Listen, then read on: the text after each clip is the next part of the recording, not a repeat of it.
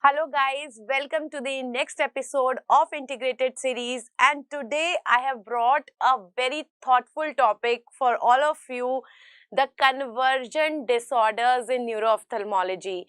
Now, why we actually thought of bringing this? Because there are number of times with the patients coming in the opthal OPD, they are coming up with the complaints that looks and that are suggestive of organic pathology, but in the end we do not get any organic pathology. So how to work up that patient, what are the things that we can do, and how can we actually help the psychiatry people in making the diagnosis, in coming up the diagnosis.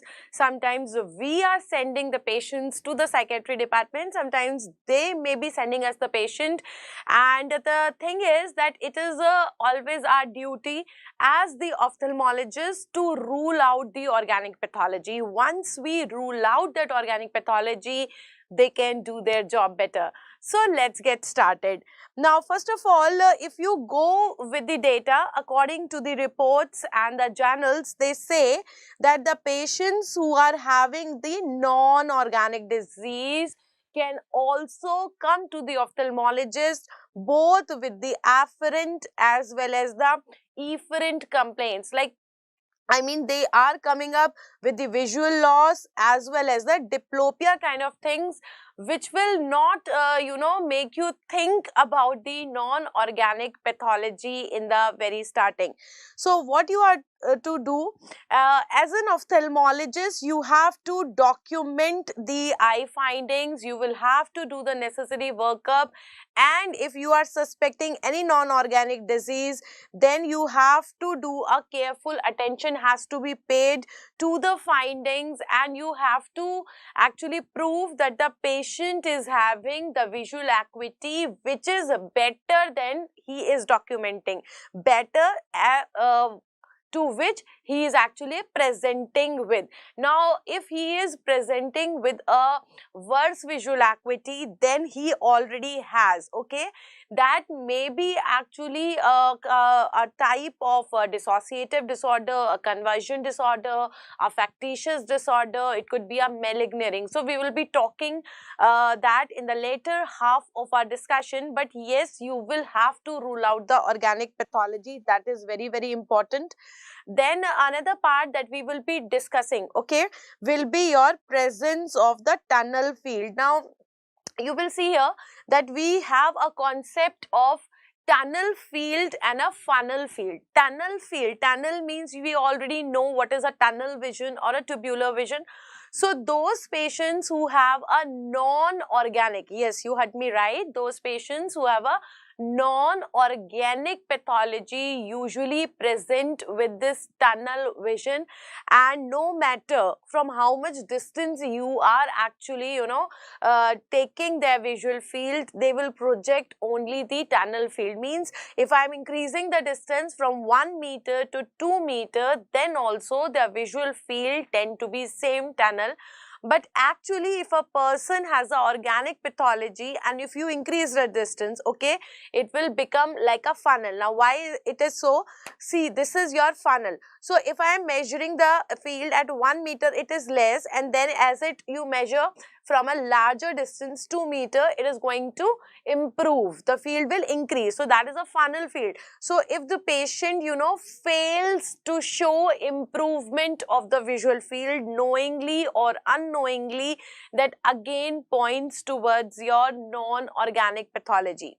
Now, what else? We can also do certain electrophysiological tests. They are very, very useful. VEP and ERG, they are actually helpful.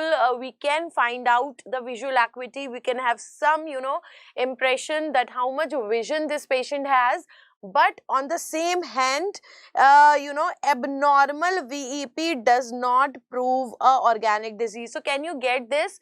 It is normal can rule out, okay, normal can rule out the organic disease, but if you get the abnormal, that does not always show the organic disease. So that is very, very important. Now, Another important thing that we discuss with the psychiatry people is that we are preferring these people to be called as non-organic visual loss. Why? Because, you know, in order to describe these patients, if you want to say DSM, then it has got specific criteria, and one patient must, you know, fulfill all these criteria. Only in those particular incidences you can call it as DSM. So it's always safe that you call them as non-organic visual loss. So if you are attempting any question also, unless and until the question gives you all those specific criteria that you require to be called it as DSM or a conversion disorder or factitious disorder, we can call it as non-organic visual loss. Okay. Now, if I talk about the psychiatric evaluation, does every patient that comes to me and complaining of vision loss or diplopia or some of the somatic symptoms in the eye and does not prove the organic pathology, does all patients require the psychiatric evaluation? That again forms a important question. So we say that the patients who are having these psychiatric comorbidities or exacerbating psychological risk factors should always be referred to the psychiatry, so that there they can evaluate the patient, they can make the necessary diagnosis, and they can give the appropriate psychotherapy, whether it is pharmacological or non-pharmacological. So our goal of today's this integrated session is that how to rule out this organic pathology and what are the indications of sending this patient to the psychiatry department. Okay. Now, to give you a brief overview, let's revise what is actually a conversion disorder. So if you go with your psychiatric theory, conversion disorder is a non-organic but a neurological symptom disorder.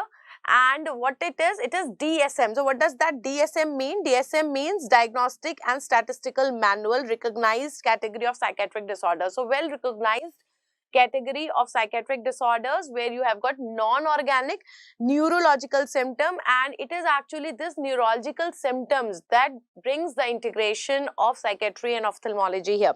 Okay, now those patients who are having the conversion disorders, so these people can have various unexplained signs and symptoms, and these signs and symptoms, okay, that can affect both sensory as well as motor function, that cannot be explained by the organic pathology. So this patient is coming up with the neurological symptoms, having some sensory symptoms, some motor symptoms, but these symptoms are not explainable by the organic pathology, and as an ophthalmologist you are not able to you know, explain these symptoms in terms of the ophthalmology or the ocular defects. Then you will definitely say that this patient is having non-organic visual loss. Now we will not say whether it is you know, a particular DSM, or we will not go into those terminologies, because as they are rightly saying that there are certain, you know, fixed criteria to be met. Only then I can say that this is DSM. So it's always safe to use the word non-organic visual loss. Now another important thing is the trigger point. So as an ophthalmologist, if you are looking at the patient and patient is coming up to you with the neuro-ophthalmological complaints, some complaints may be sensory or motor, and you are not able to appreciate any organic pathology, try to find out the trigger factors. If there is any psychological stress, triggers, conflict, sometimes, you know, patient may deny of these. Now this denial can be deliberate, or it can be due to ignorance. Patient may be sometimes unaware, but there is some, you know, psychological conflict which is going on in his mind, in his subconscious mind, and due to which these you know, somatic symptoms develop. What I mean to say, that whenever, you know, there is some trigger, some stress factor, every patient reacts to that in a different manner. So sometimes the patient is verbal about that conflict, about that stress, and he will tell you about those somatic symptoms. He will accept also. There is a acceptance that he is having those symptoms, but sometimes patient is completely unaware of all these things. But when you peep through their history, and you try to converse with this patient. Slowly and gradually you will come to know. So you have to do nothing, just spending time with that patient, and he will speak out everything for you. Basically you have to develop confidence in your patient. If the doctor patient relationship is not good, obviously nobody is going to share his or her personal experiences with you. So this is a time that more than your skills, it is your patience of listening to the patient counts. And you will come to know that how his subconscious conflicts or stress or triggers are actually presenting in the form of somatic symptoms. All right. Now, if you compare it, okay, compared to the similar but distinct DSM disorders, like we can have the patients having malingering, we can have the factitious disorder, in which also the presentation may be quite similar. If I talk per se about the patients of the conversion disorder, they are not consciously aware of their disease, and therefore they cannot voluntarily control at their symptoms. So this is again a clue, because at last you will have to solve your MCQ. So what is the clue towards your DSM? That most of the time the patients who are having your conversion disorders, they are not consciously aware. So basically they are not the people who are malingering, and whatever symptoms they are having are entirely involuntary, and they do not control it, and they cannot control it also. For example, if the woman is having who believes that it is not acceptable to have the violent feelings, okay, so she has an earnest desire to react to it, but she is not reacting, but she can feel it. So she feels the numbness in the arms. So whatever is going on in her mind, she can feel that in her limbs. That is the main thing that we have in the conversion disorder. So this actually, when she is feeling this numbness, this can actually be presenting in the form of neuro-ophthalmological complaints. And as a patient, when we are having some neuro-ophthalmological complaints, it is but obvious that this patient is going to present in the ophthalmic OPD. And even if this patient is going to the psychiatric OPD, obviously they will also send this patient for the ophthalmic referral, and we will have to work very cautiously and tactfully in order to rule out the organic pathology. Now, although the exact if you go at the etiology or what is the exact pathogenesis of this conversion disorder, that is not known, but one thing is for sure, that this conversion disorder is found to be associated with some psychological trauma, stresses or conflicts. So I think this is again a very important part, and as a psychiatric personnel, those of the people who are sending these patients to the ophthalmic OPD to rule out some of the organic pathologies, they must peep through the patient's history, their past, in order to find out if there is some evidence of the psychological trauma, any stress factor, any factor due to which anxiety could be there, any abusive history or history of sexual harassment, means there could be anything, or there could be any conflict which is going on inside the patient's mind. So the symptoms are thought to be the manifestation of this patient's unconscious internal conflict, and it is this internal conflict only which actually gets converted into the somatic manifestation. Now, there are certain, psychological theories also, that it is actually the immature coping mechanism. Now, sometimes when you peep through the patient's past history, you will come to know that as a child, he may be having some problems, some trigger factors in the environment, in the class, in the college, in the student, in friend circle, or it could be in the family, it could be in the hostel, anything with which this patient, or I can say this person, was not able to cope through well. Now, not every person can speak well about their problems. So those people, who can open up their mouth, they can tell that we do not like it, or they are resisting. they will not have anything in their mind. But those people who are, you know, shy kind of a person, are not having such a bold personality, may keep on having that conflict in their mind. And you know, when we are having a long-term conflict in our mind, that can, you know, cannot take place for a long. It has to get converted, it has to get neutralized. So this gets neutralized by, you know, conversion into the somatic symptoms, and that is the reason that we have got these somatic symptoms in order to suppress these emotions in the difficult situations. All right. Now, let us come to the etiology. So, there has been evidence that these symptoms have the biologically plausible mechanisms of the expression. Why? Because they are having the impaired communication between the amygdala as well as the motor area. So, this is, you know, the basically the biological aspect why we are having the somatic symptoms, because there is a connection between this amygdala as well as the motor areas.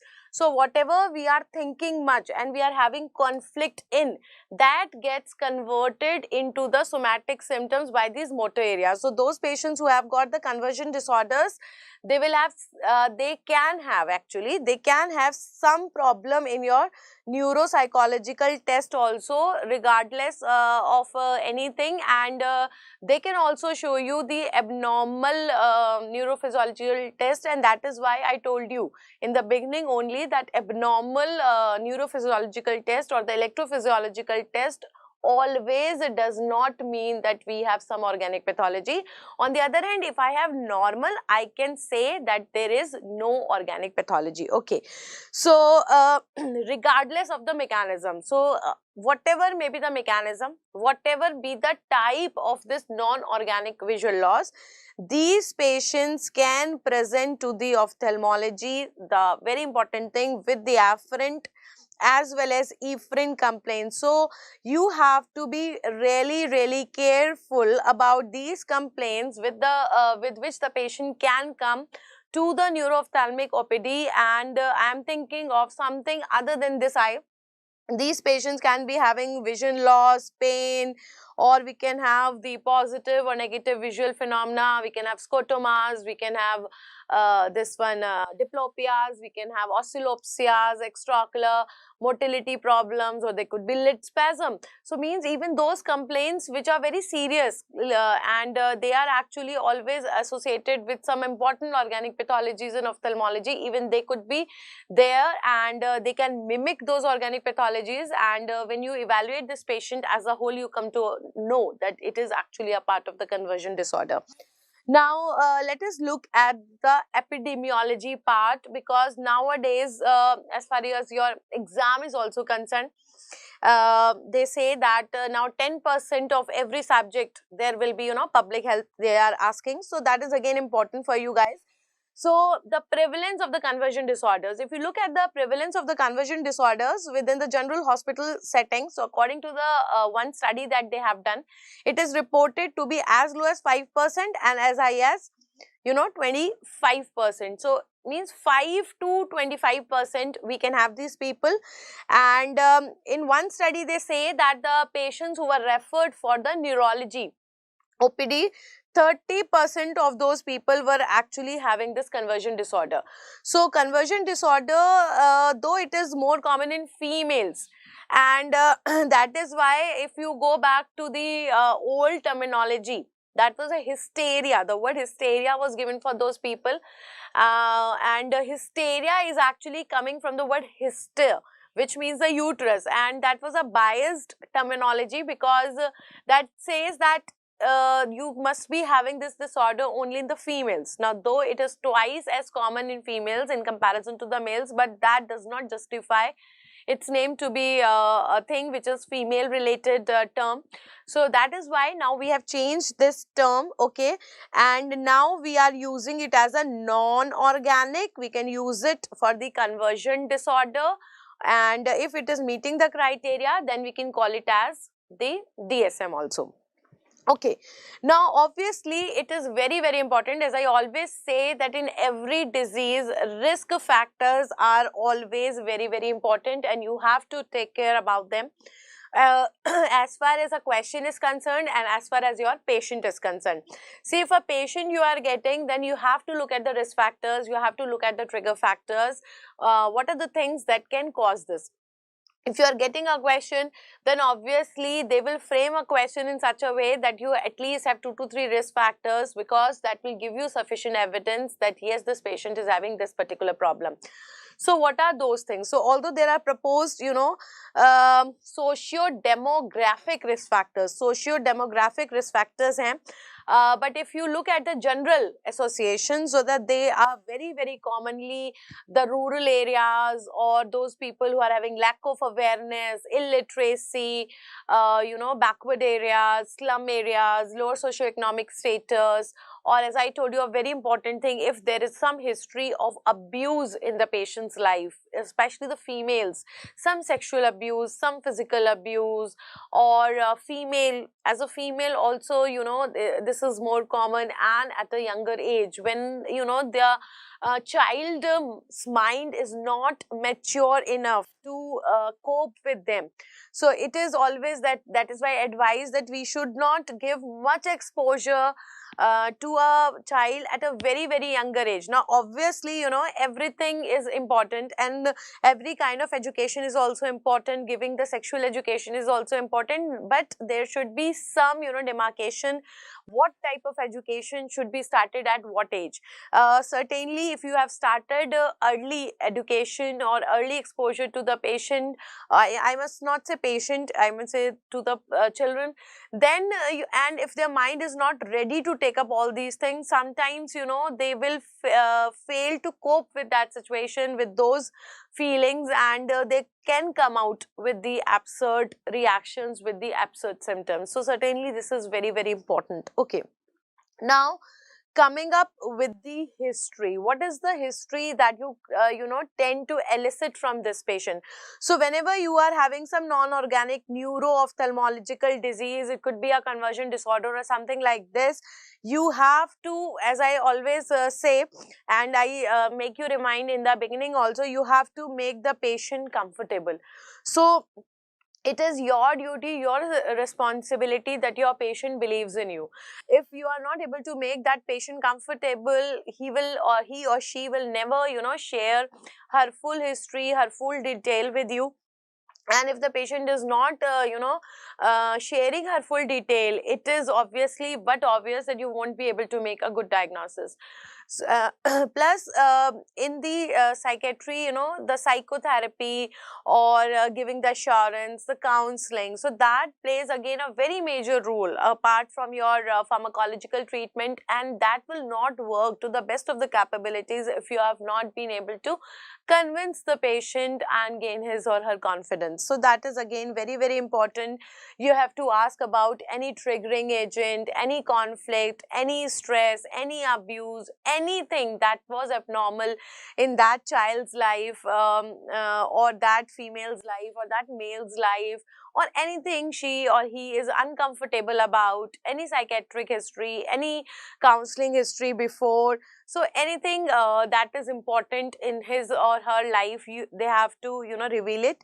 And patients will benefit, okay, patient will benefit from the full psychiatric histories and evaluation if the ophthalmologist is unable or unwilling to explore all the DSM criteria and the alternative diagnosis. So once the patient is clear from the ophthal side, and we have given the clear check that this patient is not having some organic pathology, and we have sent it back, okay, or the patient has come to us and we have said that we cannot detect any organic pathology and now referred to the psychiatric OPD, what they have to do is they have to elicit a good history and examination in order to find out about all the stress factors in their life. Okay, now what we should do actually, and what are the things that we can do to rule out organic pathology in a patient? So a very good technique is the prism technique. So here we are using a 4 diopter vertical prism, and you have to place this prism in front of the better eye or the good eye. Okay. Another important thing is that when you are doing such procedures, the trick is that you have to explain everything to the patient, because knowingly or unknowingly, if you are explaining this to the patient will behave in the similar manner whatever you have explained it to the patient. So tell the patient about the nature of the prism. You have to tell the patient what is the function of this prism, what it will do. It will actually split the image, and you are going to see two objects. So when you are doing this and you are placing this prism in front of the eye, now this patient will definitely, if he is having a non-organic pathology, will always say that he is seeing two, while a person who is having the organic pathology will continue to see one only. So I think this is again a very, very important and a very simple task that you can see and you can do. The patient should then report, okay, what they are saying, and if the patient reports seeing two letters, then with the prism, not only does this prove that there is a non-organic nature of this visual acuity loss, okay, but amazingly we can now have the documentation also. So this is a very, very important thing. Take the prism, put it in front of the better eye. Means how would you get to know? Ask the patient which eye you can see better, put the prism in front of that eye. Tell the patient that it will make you split your image and you will start seeing two now. So patient will behave in that manner only, and patient will again say that yes, he can see two if he is having the non-organic pathology. Okay. Now another important thing, okay, what we are doing, if the patient is coming with the monocular or the bilateral vision loss and it is asymmetrical, okay, then what we are doing, we are measuring the visual acuity. Now in the normal ones also we do measure the visual acuity with the help of the Snellen's chart. Here we are not going with the standard one that we start with the topmost letter and we are going down. Here instead we are starting with 20/10 or better. Rather than 20/20 line, we are starting with the 20/10 or the better line, and then here we are moving up the chart. So it has been proved that this actually is more helpful than the conventional way of checking the visual acuity, and you will get to see one more thing, that this patient will have a better visual acuity if he is having obviously a non-organic one than he was claiming to be. So he will feel or he will pretend to have more vision loss than he actually has in this patient. And also some patients, who are having this non-organic visual loss, their visual loss is suggestible, okay, and suggestible means if you see that their visual acuity is better, okay, then you can reassure them and you can convince them that yes, so they are convincible that whatever they feel is their visual acuity is not the real one, and they are having even more more visual acuity, lesser vision loss than they are expecting. Another important thing that you can do is your visual field testing. So as I told you in the beginning also, that those people who are having the non-organic vision loss, they will be coming up with the constricted visual field, the tunnel visual field. So what you can do a confrontation test. I hope you guys are knowing what is confrontation test. See, when you do the visual field charting, we have got two kind of procedures. One is your kinetic perimetry and one is your static perimetry. So let us revise that. Static means the object is static, it's not moving, and only the luminosity, the luminance of that object is changing, and whatever luminosity the person is able to see, he will hit the buzzer and the marks are measured. Okay, the second is your kinetic perimetry, where the object is actually moving. So when this object is moving, it is coming from the periphery towards the center, and the patient has to hit the buzzer when he starts seeing.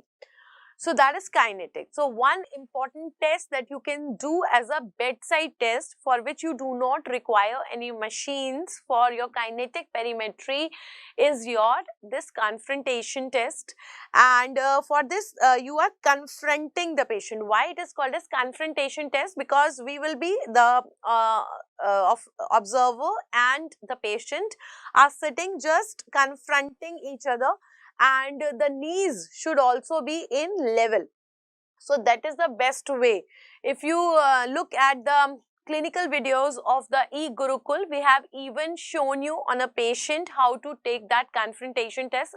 So have a look on that also. Okay, so patient and the observer are sitting just face to face, and the knees should be in the level. And now what you have to do, you have to check this visual field by a kinetic and a peripheral visual field charting. So we take this target, a bright target, usually the red color one.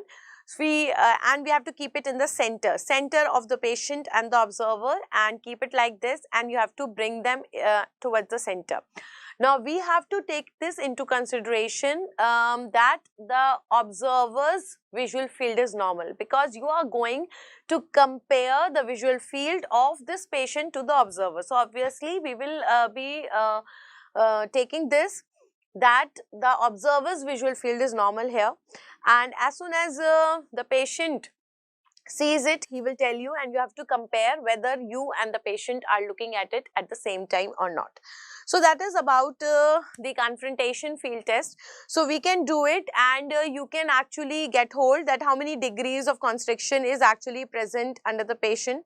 So if the patient is showing, a tunnel field, that means the visual field constriction remains unchanged even when you are increasing the distance.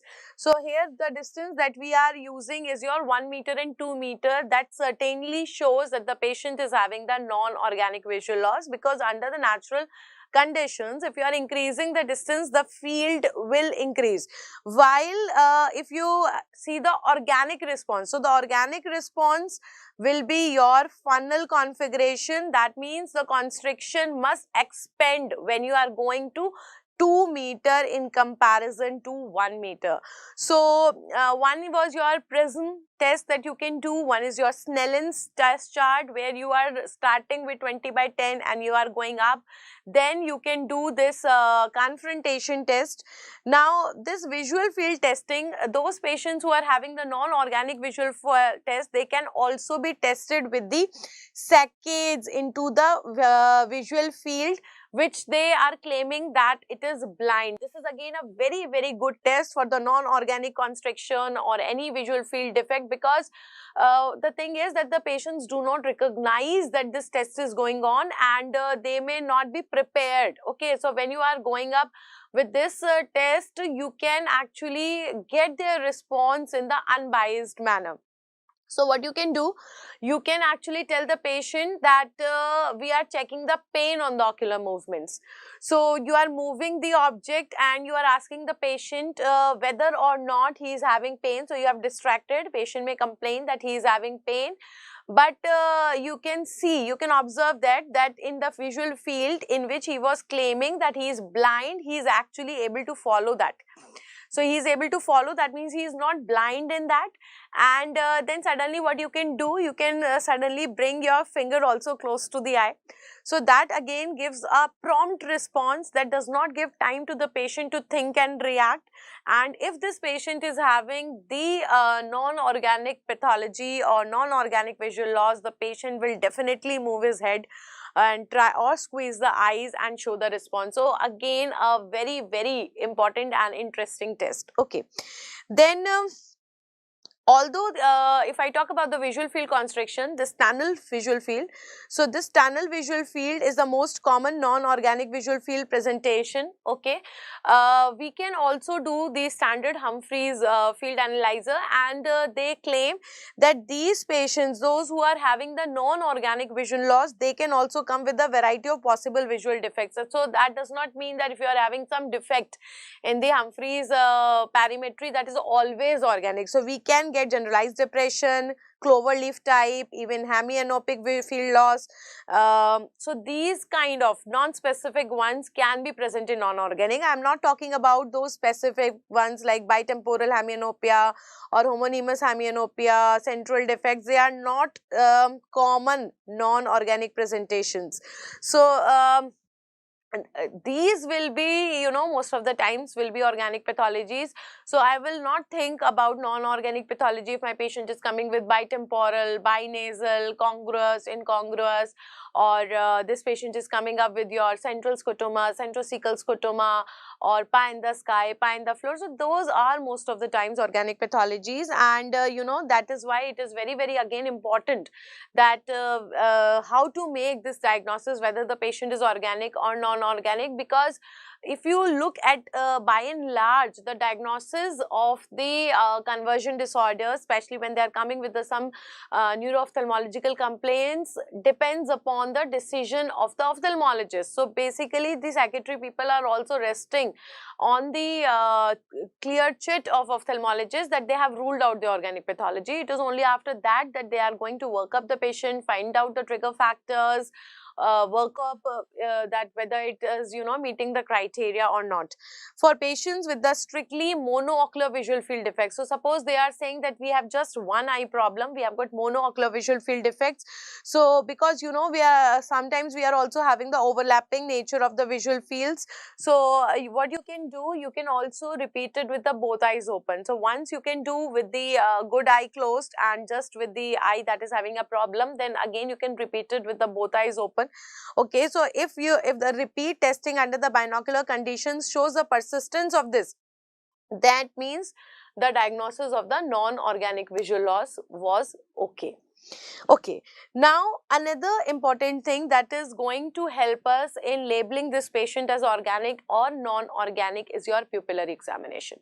So pupillary examination, I think it's a very, very good objective confirmation for the organic disease, and pupillary reactions are more or less always normal when the patient is having some non-organic disease. So I can always rely on this pupillary reaction. So one good tip is that if you are having such type of question, because nowadays more and more integrated questions are expected, clinical questions are expected in your exam.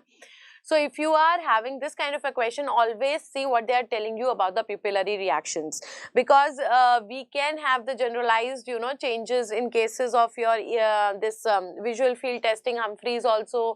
You can have some defects in your electrophysiological test also, but pupillary reactions are usually foolproof, and the presence of the light near dissociation, that is if you are having some Argyll-Robertson pupil or some RAPD, so all these will always signify towards the organic disease. So one important line is that the patients with the conversion disorders should have the intact pupillary light reactions or reflexes. So if I am having the abnormal pupillary reactions, I will not make the diagnosis of conversion disorder, and I can easily rule out there. Example testing for the severe bilateral visual loss. So if you want to test for the severe bilateral visual loss, they are only valid for the complete or near complete blindness. Now another limitation is that when you are doing the evaluation of these tests, they are actually valid when you have got complete blindness or it is almost complete, not for the partial disorders, and they are not appropriate even for mild moderate visual loss. So that is again you know, a barrier and a limitation of these tests. Patients who are having the very severe visual loss can be observed in the office also before the examination begins.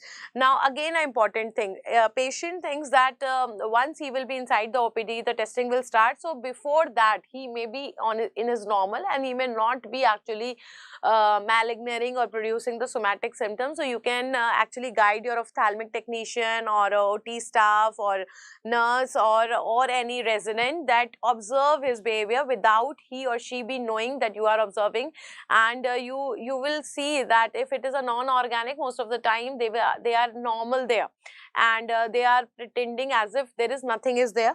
And if the patient had the difficulty getting to the exam chair without the assistance, and look at them, observe their behavior when they are entering, whether or not they are having some problem, whether or not they are having some problem in taking the chair, taking the sitting position, then you can also see what is their behavior towards the surroundings. If a person is having a non-organic visual loss, and the patient visual acuity is actually better than he is claiming, he will be actually responding. Like whenever we are going to our new surroundings, we are not sitting like this. We are looking at the things. We are, you know, kind of reacting to things. We are receptive to all these things. We have a smile looking at a small baby, maybe in the lobby, or we are smelling the flowers.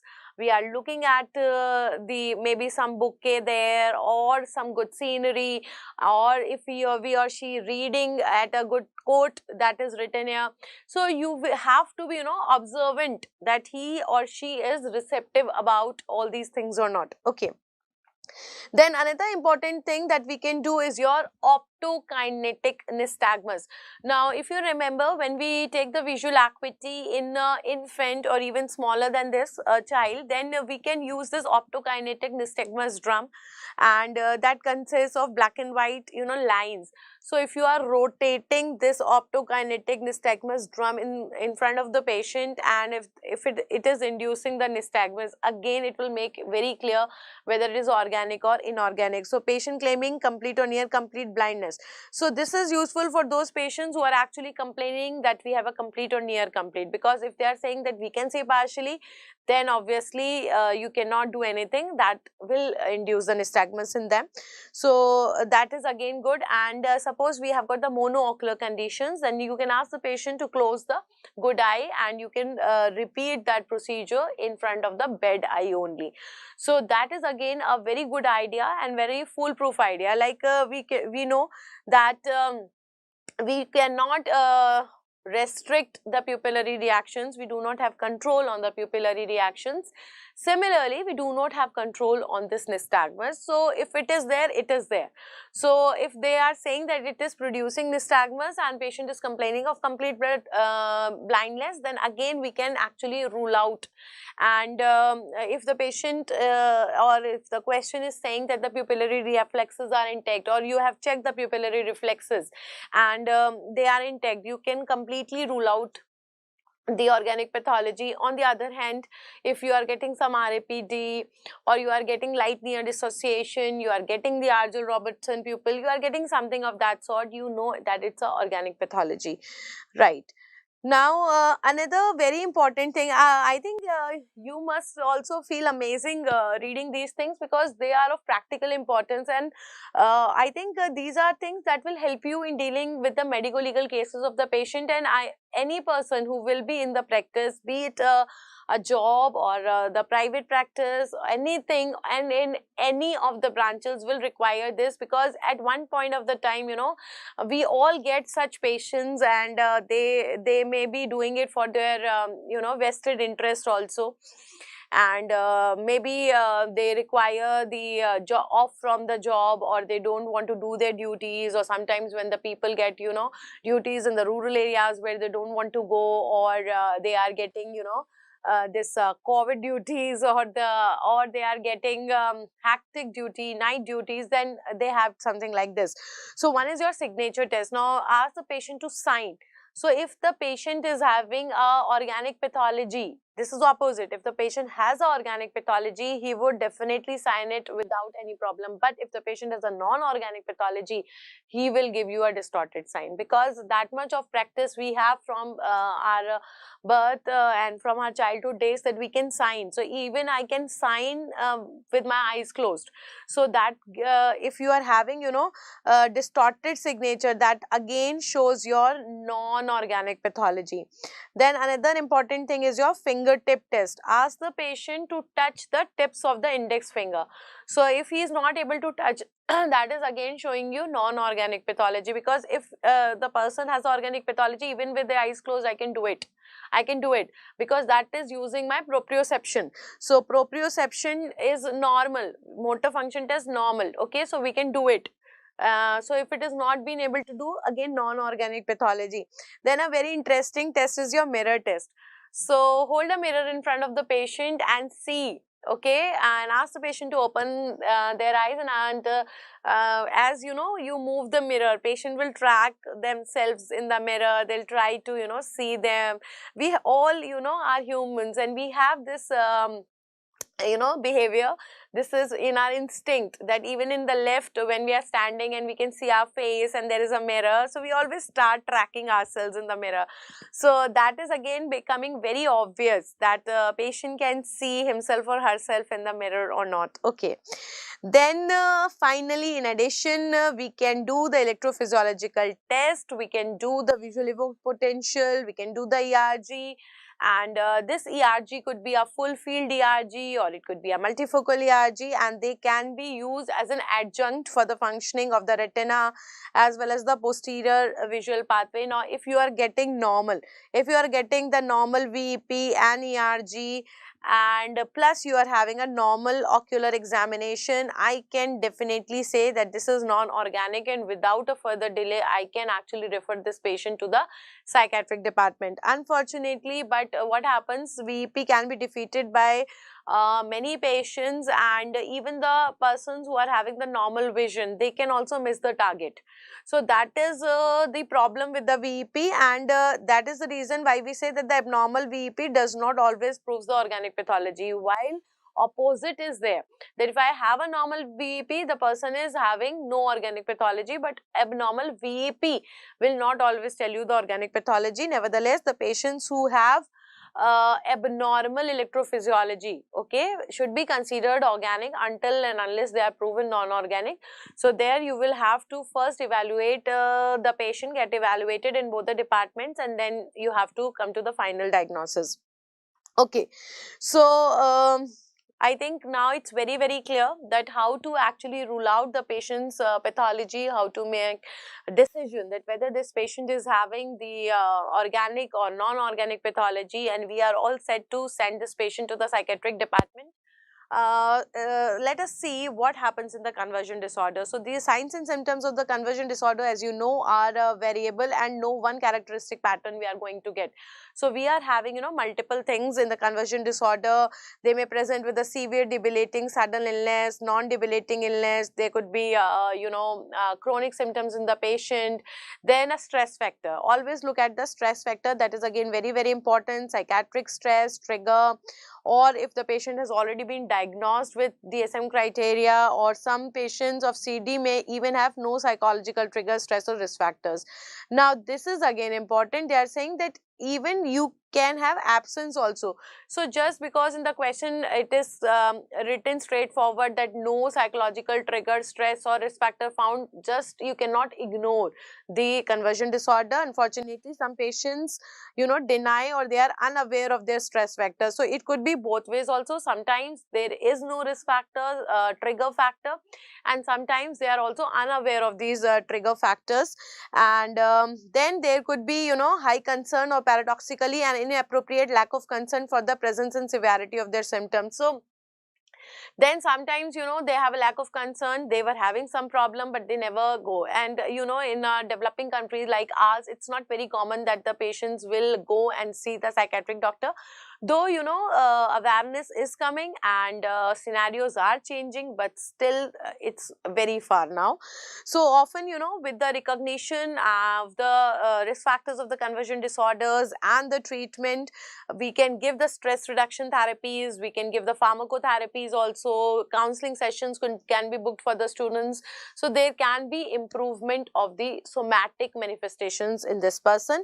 So even you will be surprised to know that the manifestations of this conversion disorders could also be in the form of seizures, and even they can present with the complete blindness also. So every time the person is coming with the complete blindness or a partial blindness, it's not necessary that the patient is having the organic pathology.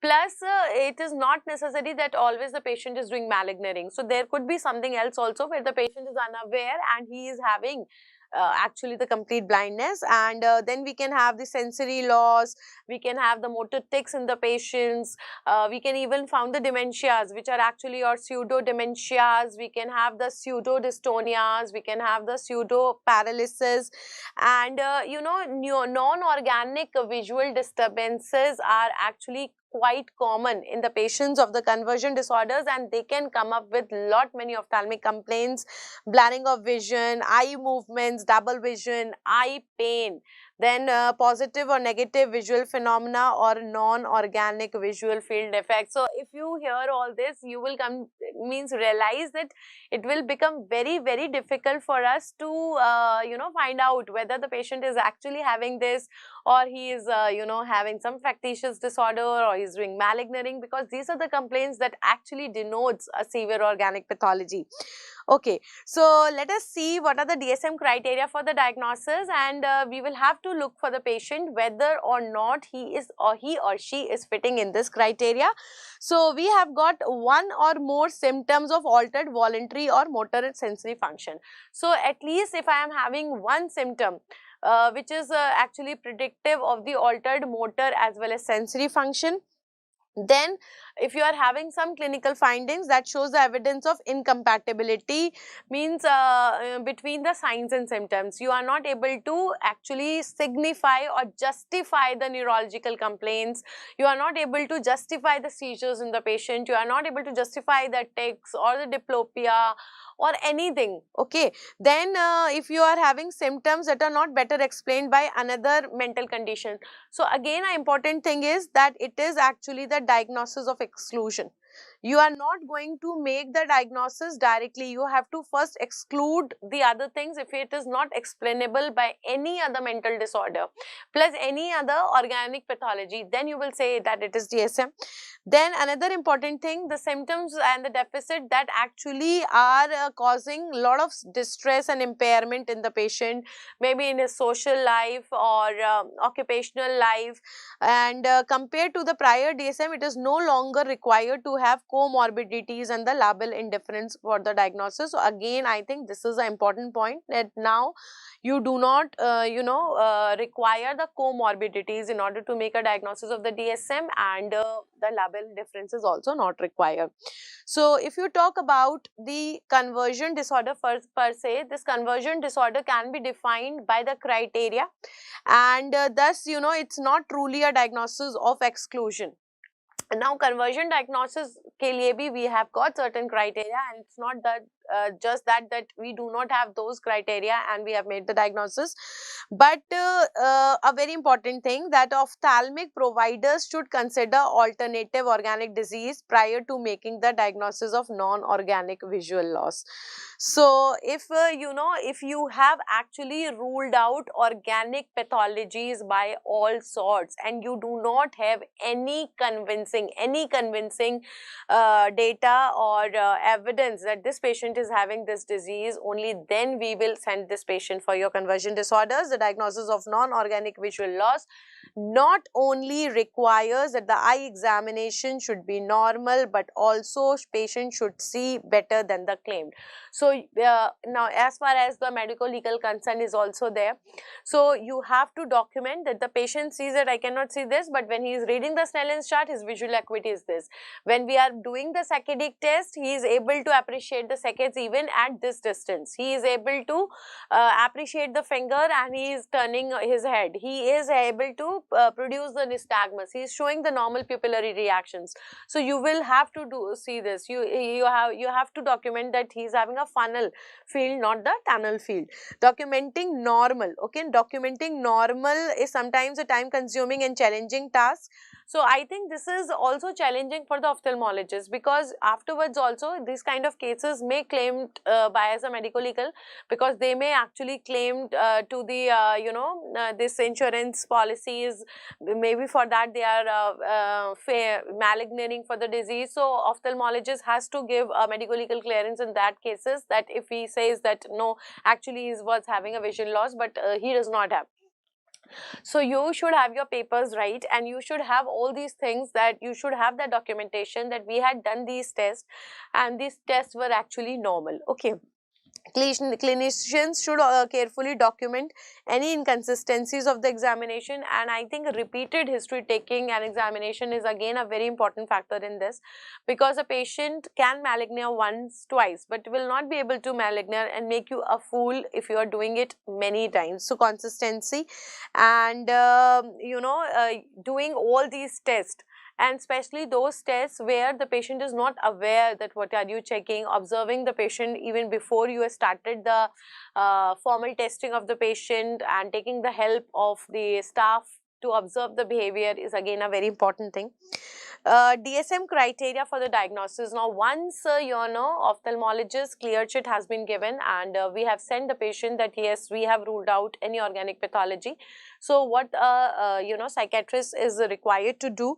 So the DSM criteria require that other psychiatric diagnosis can be considered in the differential diagnosis. So what are the DD that we can do? Because all these things will be given in the question, and you should have a clear cut evidence that why it is so and why it is not so.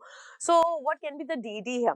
The DD is, number one is the factitious disorder, where the patient is intentionally lying or faking the symptoms without clear motivation. So I think factitious disorder is very near to the malingering, but in cases of malingering we have the clear motive behind. But if you do not have a clear motive and it is just the psychological attention seeking behavior, sometimes these patients have a medical attention seeking behavior, they do not have any clear motive, just they are interested in getting more medical attention, and they may be intentionally lying. So that you have to do where you are having the falsification of any physical signs, psychological signs, induction of the injury, they create the wounds themselves so that medical attention is actually attracted towards that could be there. Then second important thing is your malingering, that everybody knows that we have a secondary gain. So if you are clear cut able to see that there is some secondary gain, I think that makes the diagnosis very, very clear. Maybe they want to avoid any duty, they want to get any financial gains, any insurance policies claiming, anything like that, then you know that it is a malingering. Then you have got third, the somatic disorders. Now in the somatic disorders, they are quite similar to your conversion disorders, but what is happening here, the symptoms cannot be linked to any organic pathology, and the patients are preoccupied with the symptoms and they are having excessive distress. So if there is no organic pathology and the patient is actually having the symptoms but no organic cause has been detected, and the patient is in quite stress, and we are having some kind of trigger factor, then that is actually your somatic disorder. And excessive thoughts, feelings, behaviors which are related to the somatic symptoms you will be getting in these patients. So after you have made the diagnosis of the non-organic visual loss, because we always keep on talking about the organic visual loss and their treatment. So now we are talking about the non-organic. Suppose you have sent the patient and they have made the diagnosis, whether it is factitious disorder or malingering, or whether it's a true somatic disorder. So successful management is actually dependent upon a strong therapeutic alliance between the patient and the provider. Psychiatric, I think, is a one branch where you require maximum cooperation and coordination between the patient and the provider. So if the patient is not a strong believer in the provider of the treatment, I think it becomes difficult to give the reassurance to even the psychotherapy won't work up to its maximum level. So successful resolution of the symptoms can only occur once the patients have recognized the connection between their psychological and the physical symptoms. So what you have to do, you have to refrain from informing the patient of the diagnosis at the first meeting with the patient. So you don't have to tell the exact diagnosis to the patient only at the first meeting. Disproportionate and the persistent thoughts about the seriousness of the one symptom. So you have to see whether you are having consistent symptoms, or because once you will tell about this, the patient will actually behave in accordance to that. So that is one thing. Second important thing is that you have to reassure the patient that despite the lack of organic sources, the symptom patient is experiencing are very, very real. So sometimes, patient also becomes panicky that, everybody is saying that there is no problem, no organic pathology is detected, then why he or she is having these symptoms? So you have to reassure the patient that no matter he is having that some organic pathology, is not having that organic pathology, but yes, symptoms are real and they can be improved. Excessive concerns, time and energy devoted to these symptoms. So you can, tell the patient, you can advise the patient how to get away from these symptoms. Then another important thing, you can give the common examples. Common examples you can give, like sometimes when the, we are speaking in the public, then butterflies are there in our stomach, we have a queasy stomach. So you can help them to understand what is their problem, because more than the problem, they are actually having more concerns that why they are having, when all the reports are coming normal. Many times I have seen the patients that they get distressed, they go into depression, that when every report is normal, why are they having the problem? So it's very important that you actually explain these patients that what is the real cause of their problem there, and you have to make them believe that there is no structural damage, and these symptoms are reversible. If they work on them and they do not have any stress, they will get better. So discuss the patient that accepting and understanding the diagnosis also leads to reversal of the symptoms, because they start working on that. Their somatic symptoms decrease if you explain the things to the patient, not on the first chance or the first visit itself, but yes, slowly and gradually you are going to explain this to the patient, and patient will properly engage with the rehabilitation. You can give the rehabilitation, and will prevent from further psychological stress. They will not keep on pondering about those things. Then patients should be taught to recognize their triggers. This is again very important. I think not only the people who are the patient, but also the normal population, because we can even prevent. So you everybody, we as medical students, we listen so many things that the medical students, out of tension, out of stress, we actually lost so many people last year in the COVID also. We actually lost so many patients last year in the COVID due to depression, due to the, abnormal mental health. So I think mental health is one thing that we all are having, and we should, give good and ample importance to it. And I think it's a very good thing that even the people like stars are talking about it, because when these people at such a large level start talking about it, the level of awareness that the people have is more. So there is more and more actually need to talk about all these things. Then psychotherapy and physical therapy has to be given, but the thing is that the people should come up that they are having problem, and if the people are not coming up, how can we help them actually? So it's very good. And then these people should be coming up for the follow-ups, and you have to see if there is an improvement, and also look for definitely any coexisting organic disease. Don't forget that maybe some of the somatic complaints are actually organic, and once you have made the diagnosis of some type of conversion disorder, you start feeling that everything is somatic and factitious only. No, some of the complaints can be organic. So be ready for your referrals to neurology, psychiatry or physical therapy may be given accordingly. You can also refer to the ophthalmology again in case you feel that now the patient may be having some problem that is genuine.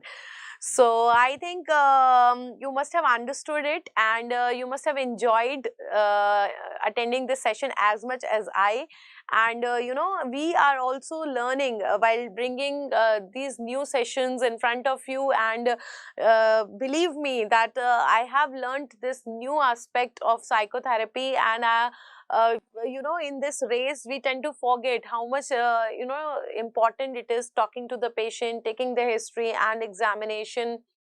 And now once you have revisited these things, some of the important tests, how to solve the questions related to it, and how to refer these patients, maybe from ophthalmology to psychiatry, maybe from psychiatric to ophthalmology to the neurology, how much important it is and how much actually the relationship between a doctor and a patient is. Thank you so much for your time, and to remind you, we are just a message away. If you have any questions related to any of the sessions, you can always post to us in the comment section.